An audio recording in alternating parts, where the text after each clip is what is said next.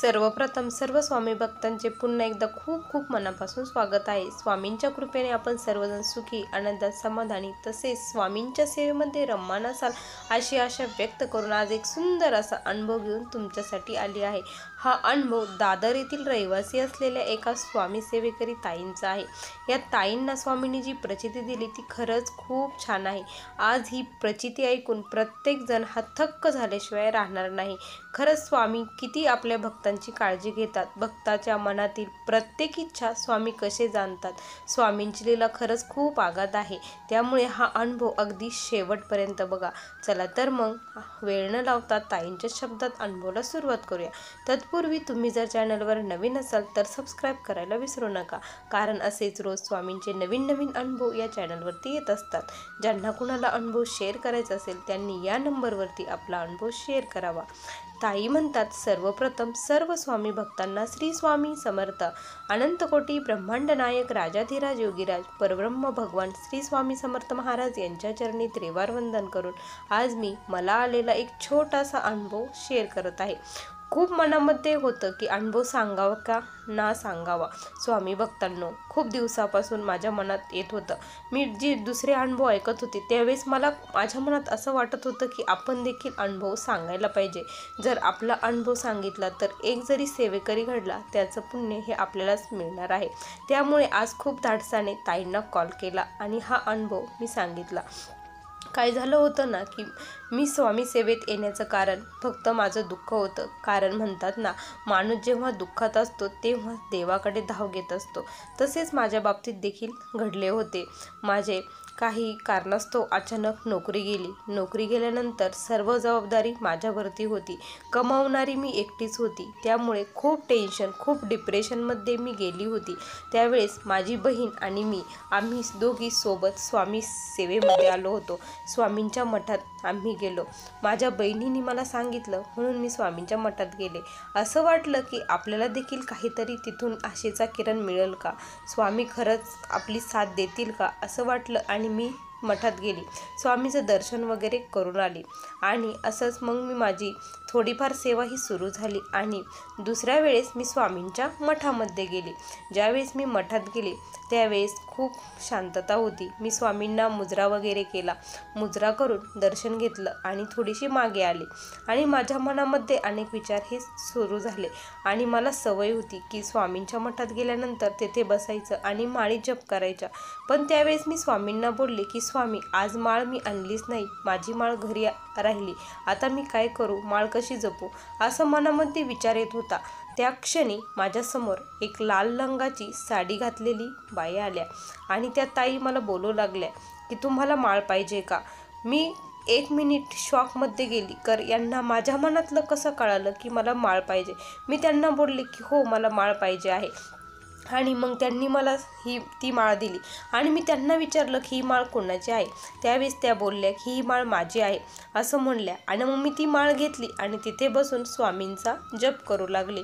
मी स्वामींच्या नाममंत्रामध्ये इतकी मग्न झाले की मला कशाचं भान राहिलं नाही आणि दादर मठ मी 1 वाजता हा बंद होत असतो। त्यामुळे मग माझी सेवा वगैरे झाली, माळी जपून झाल्या। माळी जपून झाल्यानंतर मग मी बाहेर गेली। आता मठ बंद होणार होता आणि बाहेर गेली आणि मी त्या ताईंना शोधू लागली। मी सर्वत्र शोधलं, खूप गर्दी होती आणि गर्दीमध्ये मला त्या कुठे दिसेना। मी खूप शोधलं पण मला त्या दिसल्याच नाही।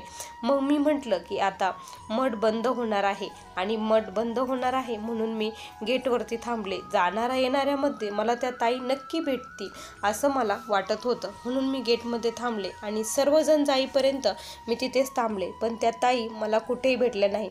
अशी आपली वस्तू कोणी ठेवतं का आणि माळ कोणी असं देतं का? स्वतःची माळ प्रत्येकजण हा जपून ठेवत असतो। त्यावेळेस माझ्या मनात काय आलं काय मला माहीत नाही की माझी माऊली मला स्वतः माळ देण्यासाठी आली होती असं मला वाटत होतं। कारण मी आता कित्येक वेळेस मठामध्ये गेले। जर ते ताई मठात येणाऱ्या असत्या, रेग्युलर असत्या, दररोज मठात येणार असतं, कारण ज्यावेळेस आपण मठात जातो त्यावेळेस कधी ना कधी भेट ही होतच असते. मी ताईंना प्रत्येक वेळेस गेल्यावरती भेटण्याचा प्रयत्न केला, पण त्या ताई त्या दिवसानंतर, त्या क्षणानंतर मला पुन्हा कधीच दिसल्या नाही. माझी स्वामी आई प्रत्यक्षात मला ती माळ देण्यासाठी आल्या होत्या. मला स्वामींचं दर्शन झालं ही माझ्यासाठी खूप भाग्याची गोष्ट आहे. मला असं वाटत होतं की हे सांगावं की नाही, पण खरंच स्वामीच ते. मला पूर्ण विश्वास आहे, खात्री आहे की ते स्वामीच होते, दुसरं कोणीच नाही. ती माळ मी आणखी माझ्याकडेच ठेवली आहे आणि त्या माळीवरती मी जप करते आणि दर्शन घेते. स्वामी कृपेने आत्तापर्यंत काही कमी पडलं नाही. मला खूप काही आहे असं नाही, पण जे स्वामींनी दिलं आहे त्यात मी खूप समाधानी आहे. माझी स्वामी आई आम्हाला कधीही उपाशी ठेवत नाही. स्वामींच्या कृपेने आम्ही सर्वजण खूप सुखी आहोत. आणि विशेष म्हणजे माझ्या वडिलांना पॅरालिसिसचा अटॅक आलेला होता. अटॅक आल्यानंतर त्यांचा एक हात काम करत नव्हता. एक दिवस काय झालं ना की ते असेच टॉयलेटमध्ये गेले होते. तिथे त्यांना अचानक काय झालं हे काहीच कळायला मार्ग नव्हता. ते चक्कर येऊन टॉयलेटमध्ये पडले. ते पडल्यानंतर आतमध्ये लॉक होता. कसं उघडणार, काय करणार काहीच कळत नव्हतं.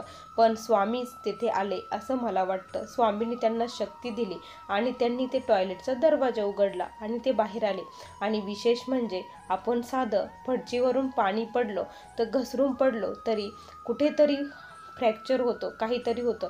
माझे वडील एवढे जोरामध्ये त्या टॉयलेटमध्ये पडले, पण त्यांचं कुठेही फ्रॅक्चर वगैरे स्वामी कृपेने काही झालं नाही. त्यांचा हात चालत नाही, पण त्यांचे पाय वगैरे हे सर्व काही व्यवस्थित आहे. ही स्वामींची माझ्यावरती खूप म्हणजे खूप मोठी कृपा आहे. मला माहीत आहे की त्यांना देखील स्वामींनीच वाचवलं आहे. मी खूप काही सेवा करते असं नाही, पण जेवढी जमेन तेवढी मी माझ्या कामामध्ये स्वामींचं नामस्मरण करते. माझ्याकडून स्वामी कुणाची निंदास्तुती होऊ देऊ नका, कुणाच्या मन दुखावलं जाऊ नका, असंच मी प्रार्थना करत असते. स्वामी आपले गुरु आहेत. स्वामी तुम्ही माझे गुरु सर्व आहे. तुम्हाला त्रास देणं मला आवडत नाही. जोपर्यंत हे श्वास आहे, जोपर्यंत मला हे दुःख पेलवतात तोपर्यंत मी पेलवते. पण ज्या क्षणी मला असं वाटतं की हे आता माझ्याच्याने होऊ शकत नाही, त्याच वेळेस मी स्वामींना त्रास देते. मी स्वामींकडे काही एक मागत नाही. स्वामी जसे ठेवत आहात त्यात मी सुखी आहे. स्वामी मला कधीच उपाशी ठेवत नाही. आमच्या घरी काही नसलं, कुठून तरी काहीही होतं, कसंही होतं, स्वामी कसे देतात हे मलाही कळत नाही. आपोआप पैसे येतात. माझं ते घरकाम बंद झाल्यामुळे खूप डिप्रेशनमध्ये होते, पण आता स्वामी कृपेने सर्व व्यवस्थित आहे. आता स्वामींच्या चरणी एकच प्रार्थना आहे, यापुढेही देखील स्वामी अशीच तुमच्या चरणाची सेवा करून घ्यावी. तुमच्या चरणापासून या भक्ताला कधीही लांब लोटू नका. माझ्याकडून तुमच्या चरणाची अशीच सेवा करून घ्यावी. आणि जे कोणी दुःखित पीडित आहेत, ज्यांना खरंच तुमची गरज आहे, त्यांच्यापर्यंत तुम्ही लवकर पोचावं. आणि ज्यांना खरंच तुमची गरज आहे, तुम्हाला त्यांच्यापर्यंत पोचायचं आहे, त्यांना माझ्यामार्फत, माझ्या मुखातून तुमची सेवा ही सांगितली जावी, हीच तुमच्या चरणी प्रार्थना. असा मला आलेला हा छोटासा अनुभव होता. श्री स्वामी समर्थ. बघा स्वामी भक्तांनो, किती सुंदर असे अनुभव या ताईंना स्वामींनी दिले. किती आगाध लीला आहे या स्वामींची, आपण कळूच शकत नाही. जिथे आपली मर्यादा संपते तिथून स्वामींच्या लीला हे सुरू होत असतात. जिथे स्वामी पाय तिथे न्यून काय, स्वये भक्त प्रारब्ध घडवी ही माय. स्वामींचा प्रत्येक शब्द हा खरा आहे. भिवू नकोस, मी तुझ्या पाठीशी आहे. प्रत्येक क्षणोक्षणाला स्वामी आपल्या पाठीशी उभे राहतात, म्हणजे राहतातच. ज्यांचा विश्वास आहे, श्रद्धा आहे, भाव आहे, त्यांना क्षणोक्षणी अनुभव हे येत असतात. प्रत्येक स्वामी भक्तांकडे स्वामींचं बारकाईने लक्ष आहे. असे कोणीच समजू नका की स्वामींचं माझ्याकडे लक्ष नाही. वेळ लागेल, हे होईल. स्वामी परीक्षा बघतील, तुम्ही त्या परीक्षेमध्ये पास व्हा. एक दिवस तुमचा देखील येईल आणि स्वामी तुमच्या देखील सर्व इच्छा पूर्ण करणार आहे. त्यामुळे स्वामींवरती श्रद्धा, भाव, विश्वास ठेवून सेवा करा. मेवा नक्की मिळणार आहे. चला तर मग तुम्हाला हा अनुभव कसा वाटला नक्की कमेंट करून सांगा. पुन्हा भेटूया अशा सुंदर अशा अनुभवासोबत. तोपर्यंत सर्वांना श्री स्वामी समर्थ. जय जय स्वामी समर्थ. श्री गुरुदेव दत्त. श्री स्वामी समर्थ.